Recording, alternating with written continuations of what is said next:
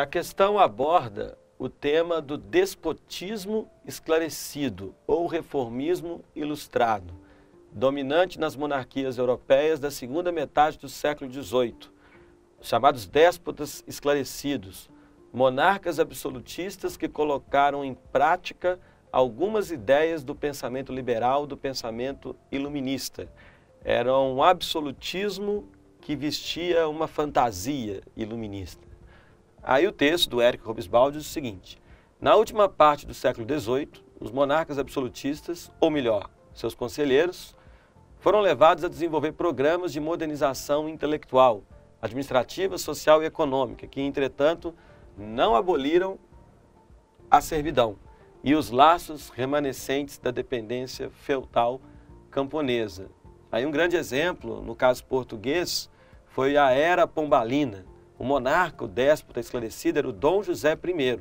Mas, como disse o Robesbal, quem desenvolvia os programas de modernização intelectual eram os conselheiros. Aí, no caso português, o conselheiro do Dom José era o Marquês de Pombal. Uma libertação de grande parte foi tentada por José II da Áustria em 1781, mas fracassou em face da resistência política de interesses estabelecidos e da rebelião camponesa que ultrapassou o que tinha sido programado. Vamos ao enunciado.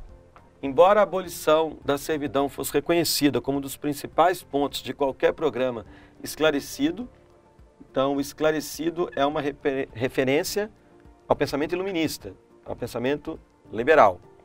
Os monarcas setecentistas, ou seja, os monarcas do século XVIII, os déspotas esclarecidos, não a levaram adiante, uma vez que desejavam, letra A, impedir o progresso econômico dos grupos ascendentes, sobretudo da burguesia. Falsa, não era esse o objetivo era mesclar as novidades do pensamento liberal e do nascimento do capitalismo com o tradicionalismo do antigo regime.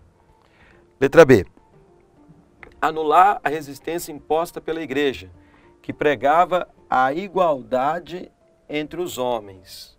Não, falso. Existe uma hierarquia na Igreja Católica que já demonstra, a posição da Igreja favorável a uma certa desigualdade entre os homens. O cristianismo original, sim, prega essa ideia de igualdade, mas a estrutura da Igreja Católica é extremamente desigual. E naquela época a Igreja era defensora dos privilégios da nobreza, por exemplo, e do próprio clero. C. Desenvolver a industrialização decorrente da exploração desse tipo de mão de obra. Os déspotas esclarecidos, eles muitas vezes não adotavam políticas tão favoráveis assim à industrialização. E outra coisa, a industrialização não é fruto da exploração da mão de obra servil. A industrialização é fruto da exploração sobre o trabalho livre e assalariado. Então, a letra D, adotar os métodos mais modernos de multiplicação de seus impostos, poder e riqueza. Falsa, já que o despotismo esclarecido inovava em alguns aspectos, mas mantinha muitos elementos do antigo regime. Então, várias regalias da nobreza, da aristocracia, tributárias inclusive, foram mantidas. A letra E, que responde à questão, diz o seguinte: os déspotas esclarecidos desejavam manter a posição hierárquica dos nobres proprietários, de cujo apoio eram dependentes. O próprio rei era um nobre, verdadeira essa alternativa, porque ainda muitos nobres mantiveram o seu papel de maior influência política, de ocupar cargos e manter certos privilégios. Portanto, resposta letra E.